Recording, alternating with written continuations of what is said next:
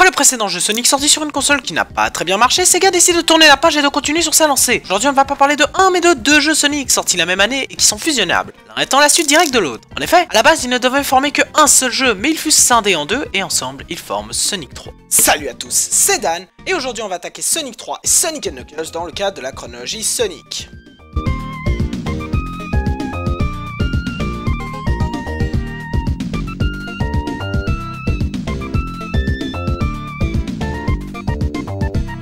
Commençons dans l'ordre avec Sonic the Hedgehog 3. Sonic the Hedgehog 3 est un jeu vidéo de plateforme développé par Sonic Team, sorti sur Mega Drive en 1994. Il reprend le concept de ses prédécesseurs, Sonic the Hedgehog et Sonic the Hedgehog 2, en proposant quelques changements comme l'ajout d'un nouveau personnage, Knuckles, ainsi qu'un nouveau mode compétition et de nouveaux objets bonus. Bah tiens, parlons-en de Knuckles. Âgé de 15 ans, adorant le raisin et ayant la capacité de découvrir des passages secrets et d'utiliser ses articulations pour creuser des galeries, Knuckles est le nouveau personnage de cet épisode. Il est né et a grandi sur l'île flottante dont il connaît tous les secrets. Il est très puissant et athlétique. Comme il connaît bien son île, il lui est facile de se mettre sur la route de Sonic pour lui causer quelques ennuis. Par exemple en introduisant de nouveaux obstacles. Il y a bien longtemps, une très ancienne civilisation existait sur l'île. Mais depuis sa disparition mystérieuse, divers secrets et autres pouvoirs étranges subsistent. Comme il est le seul descendant de cette civilisation, il est devenu le gardien des émeraudes du chaos, source du pouvoir flottant de l'île. Malheureusement, il s'est laissé convaincre par le Dr Robotnik, ou Eggman, que Sonic et Tails sont des ennemis qui cherchent à dérober ces fameuses émeraudes. Donc, ceci étant fait, passons à la trame scénaristique du jeu. Ce troisième opus de Sonic se déroule donc sur une île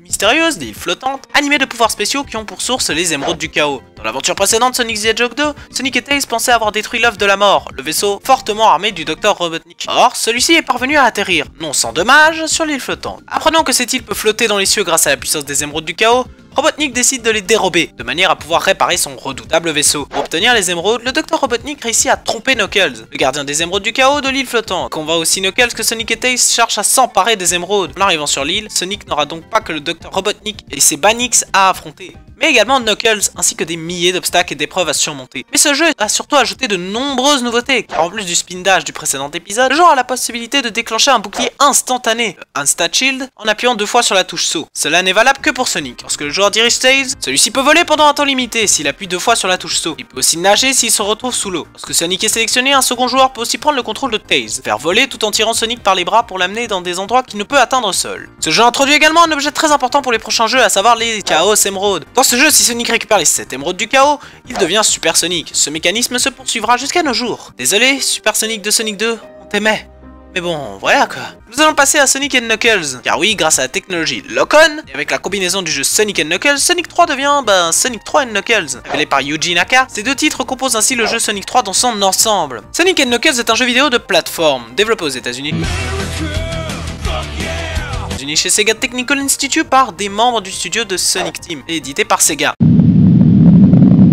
Il sort mondialement le 18 octobre 1994 sur Mega Drive. Coucou. En plus d'être un jeu à part entière, le titre propose une cartouche dans le système baptisé Lock-On Technology, agit comme un pack d'extensions lorsque les jeux Sonic the Hedgehog 2 et Sonic the Hedgehog 3 y sont emboîtés et permet ainsi de débloquer Knuckles en tant que personnage jouable. Le jeu fait suite aux événements passés dans Sonic the Hedgehog 3. L'œuf de la mort, tout juste reconstruit, est retombé sur le volcan de Angel Island après la défaite de Eggman. Ce dernier essaie encore une fois de réparer sa machine, ici à l'aide des gaz chauds du volcan, et abandonne Knuckles qu'il avait dupé dans le précédent épisode. Knuckles rejoint alors Sonic pour l'aider à défaire Eggman. Le jeu conserve le même gameplay. Dans sa version simple, c'est-à-dire sans l'adjonction de Sonic 3, Tails a disparu, mais Knuckles est jouable totalement indépendamment de Sonic. Ses capacités à planer, à s'accrocher aux parois et à casser certains murs lui permettent d'explorer les niveaux suivant un chemin différent de celui de Sonic. Dans certains cas, et pour la première fois dans la série Sonic et Knuckles sont face à une variante de niveau. Plus la difficulté des rencontres avec les boss est largement augmenté avec Knuckles, quand le boss n'est pas complètement différent, Knuckles sautant moins haut que Sonic. Le système de bouclier hérité de Sonic 3 est conservé. Sonic peut obtenir 3 boucliers différents. Le bouclier de feu lui permet de résister au feu, à la lave et aux tuyères de réacteurs des différents boss. Il permet aussi d'effectuer une puissante attaque horizontale. Le bouclier d'eau, lui permet de respirer sous l'eau et d'attaquer verticalement. Le bouclier magnétique permet d'attirer les anneaux à proximité, permet l'utilisation d'un double saut et protège des attaques feu. Knuckles peut aussi disposer de ses boucliers, mais il ne peut pas utiliser leur capacité de mouvement spéciaux. Ces 3 boucliers protègent aussi de certains projectiles lancés par les ennemis. Bon, tout cela étant dit, parlons de ce système Lock-On. Il est possible d'associer Sonic et Knuckles à d'autres jeux Sonic pour y jouer Knuckles, le sommet de la cartouche pouvant s'ouvrir pour y insérer une autre. Knuckles est ainsi jouable dans Sonic the Hedgehog 2 et Sonic the Hedgehog 3. Il y a peu de changements dans Sonic the Hedgehog 2. Pour rejouer le jeu quasiment sans changement avec Knuckles. Sa capacité de s'accrocher aux parois peut révéler certains recoins difficilement accessibles avec Sonic. On trouve notamment des écrans de vie supplémentaires en altitude dans le deuxième niveau. Par contre, le fait que Knuckles saute un peu moins haut que Sonic rend certaines parties assez difficiles, en particulier le combat contre le boss final. finale. Dans Sonic the Hedgehog 3, il est non seulement possible de jouer au niveau de Sonic 3 avec Knuckles, mais aussi d'enchaîner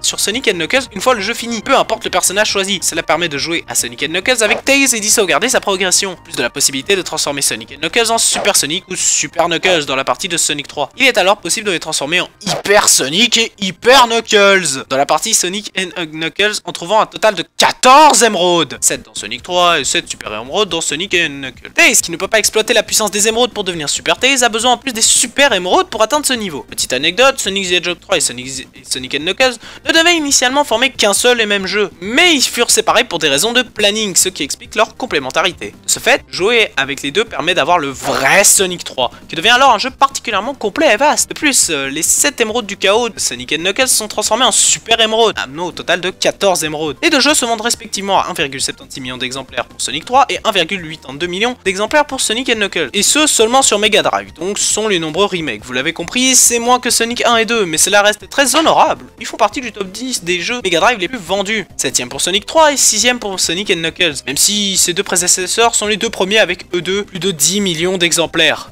Du coup, où le placer dans la timeline? Eh ben c'est pas bien compliqué. Il y a d'abord Sonic 3 qui se met devant Sonic 2, puis Sonic et Knuckles qui vient à la suite, car c'est la suite directe de Sonic 3. Voilà, j'ai tout dit. La prochaine fois, on s'attaque au Sonic non hors série en 3D, et ce sera du lourd, car on s'attaque à Sonic Adventure. Car oui, il y a eu des jeux entre temps. Et on n'en fera que l'un d'entre eux en hors série, car ils n'ont aucun impact sauf un sur la timeline. En attendant, j'espère que cette vidéo vous a plu. Si c'est le cas, n'hésitez pas à lâcher un petit pouce bleu, à vous abonner à la chaîne, et à nous suivre sur Twitter. En attendant, je vous dis à la prochaine. Ciao tout le monde!